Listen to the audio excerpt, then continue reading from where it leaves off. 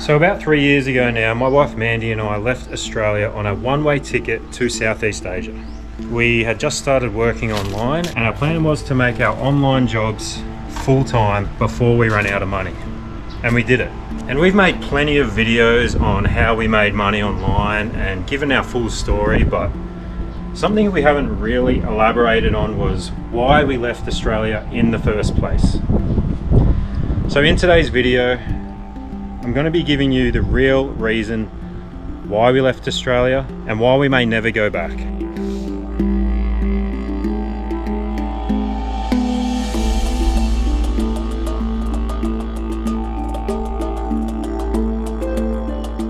Alright, we might as well get straight to it. It's no secret that Australia is one of the most expensive places to live in the world. It's actually been ranked in the top 10 most expensive places to live in the world for like 10 years now. And although Australia does have some of the highest wages in the world, it still doesn't match up with the increasing price of houses in Australia. In fact, it's almost impossible for young people to buy a home in Australia in 2024, let alone rent a place. And that's especially if you're living in a major city like Sydney, Melbourne, Brisbane, Gold Coast, Perth, Adelaide, etc. As you can see by this graph here, the median cost of homes in Australia has skyrocketed over the last 20 years. And when you compare that to the average wage increase, well, you don't have to be a genius to figure out that something just doesn't add up here. So speaking from our first-hand experience, when we left Australia at the end of 2021, we were living in this beachside town called Byron Bay. I don't know if you've heard of it or not, but it's this quiet surf town. Well,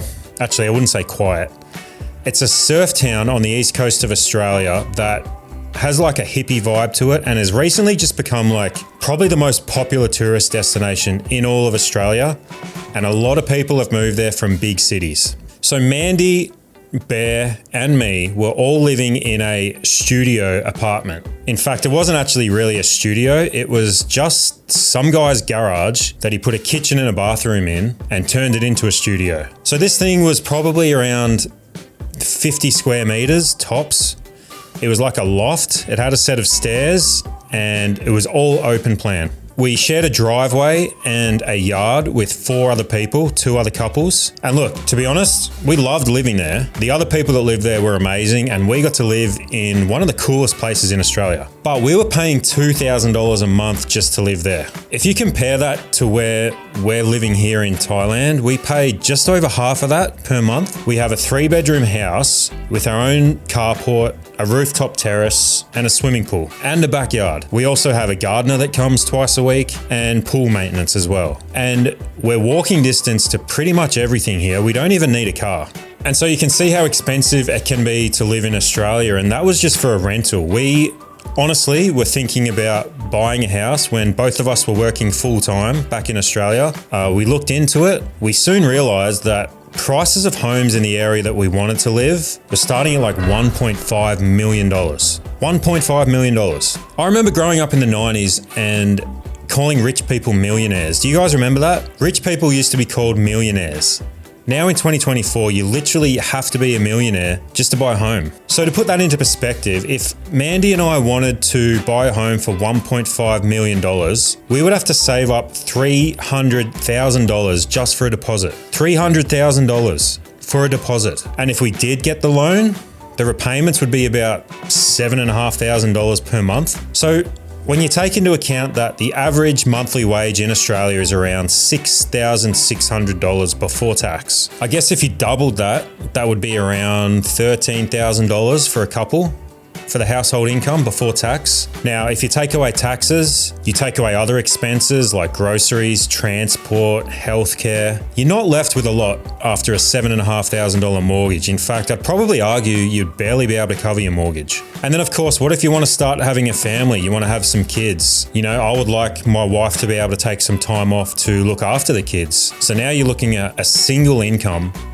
with a $7,500 mortgage. That doesn't work. And when I say $1.5 million, I'm being generous because $1.5 million in Byron Bay will get you a 2-bedroom apartment, maybe a small townhouse at best. And if you're thinking that's just Byron Bay, like it's just that particular area, it's not. Sydney was just named the 2nd most expensive place to live in the world.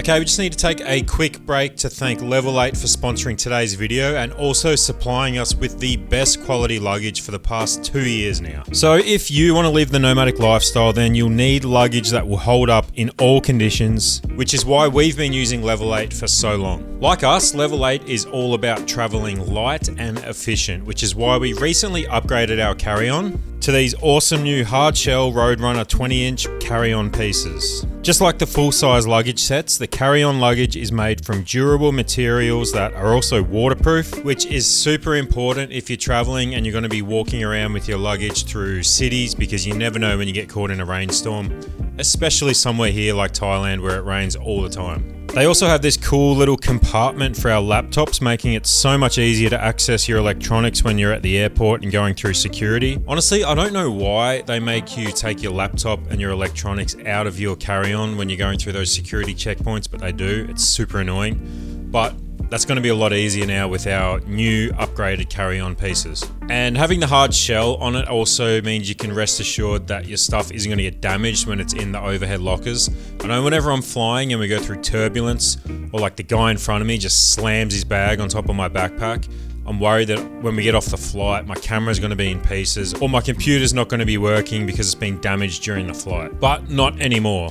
And Level 8 also offers a lifetime warranty on all of their products. So if you're interested in leveling up your travel game, click the link down below in the description, and don't forget to use code Lloyd and Mandy because you'll get 10% off your purchase. But it isn't just housing that's expensive these days in Australia. The cost of groceries has absolutely skyrocketed over the last few years. On average, grocery prices have increased up to 15% per year over the last decade, while grocery stores are making record profits. In fact, they're making bigger margins than ever before. When we were living back in Australia, if I wanted to take Mandy out for a nice dinner at the pub, nowhere fancy, just a regular Tuesday night dinner, I'd want to hope I'd bring more than $100 with me. Otherwise, one of us would not be eating that night. And in case you're thinking, oh, this is just another lazy millennial that doesn't want to work and wants everything handed to them, that couldn't be further from the truth. I've worked some of the hardest jobs in the world, I believe. I've worked in underground mines, oil and gas rigs, working 14-hour shifts for 14 days straight, getting 5 days off. I've worked in construction. I've worked in landscape maintenance. I've done pretty much every hard job there is to do, working 60, 70, 80 hours per week. In my opinion, as young Australians, all we really want is the ability to be able to put a roof over our head that we can call our own, that we don't have fear of being booted out from at any time, where we can paint the walls, we can have pets. We're not burdened by a 12-month year-to-year lease. And yeah, maybe it would be nice to be able to take the family out for dinner every now and then, go on a holiday once or twice a year without having to worry about going bankrupt. Now, obviously, the whole world is going through an inflation right now, which may seem like this is an unsolvable problem. And to be completely honest, I am a capitalist. I'm a pure capitalist. I believe capitalism works and it rewards those who work the hardest. And I also understand that if you're someone who has purchased a house in Australia over the last decade or so, you're probably not too upset about the increased housing prices. In fact, the property value skyrocketing has actually made you a lot richer, and I understand that point of view. But did you know that only 1% of Australian property investors own almost a quarter of Australian properties? Well, look, I'm no genius, but when you read reports that private property developers and big banks, which are giving out loans for increasingly high prices, are turning over record profits year in, year out, while everyday Australians can't afford to buy a home, it kind of seems like something's a bit broken, doesn't it? So what's the answer? How could this problem possibly be solved?